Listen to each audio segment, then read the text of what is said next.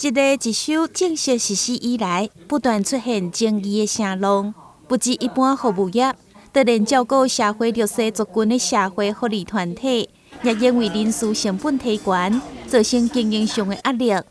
为了解决社福团体对着法案的疑虑，立法委员陈廷辉特别召集劳动部以及卫生福利部，甲其他相关的单位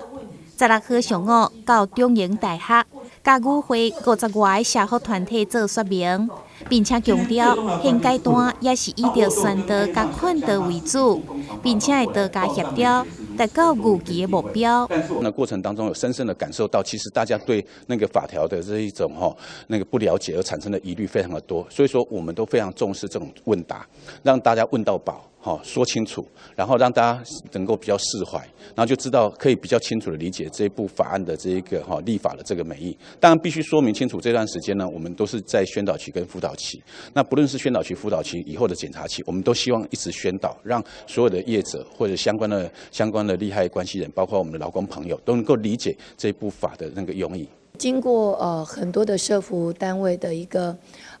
建议，然后我才邀集我们劳动部跟我们卫福部一起来将我们所有一例一休的一个问题，寄到橄榄社福团体该税有清楚，甚至来听因的声音。因为今嘛小英总统已经有说了，希望我们各行业别应该都要站出来，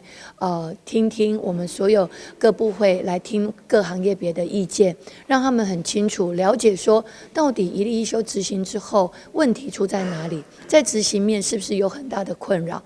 无论是劳动部或者是卫生福利部，只要是针对法案有疑虑的所在做解说。与会社福团体拢非常专心的听，毕竟社会福利服务业甲一般企业无同，在政策实施的冲击之下，社会福利团体也希望公部门会当加一寡配套，也有弹性的措施。我们中央的各部会长官能够来地方为我们说明让我们社福这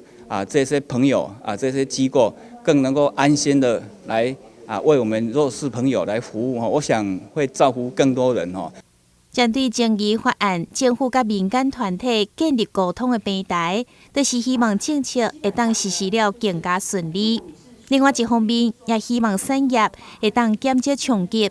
未来主办单位会持续召开座谈，让更加侪人了解一例一休实际根本的意义。电视新闻张伟忠、郭博义采访报道。或者是说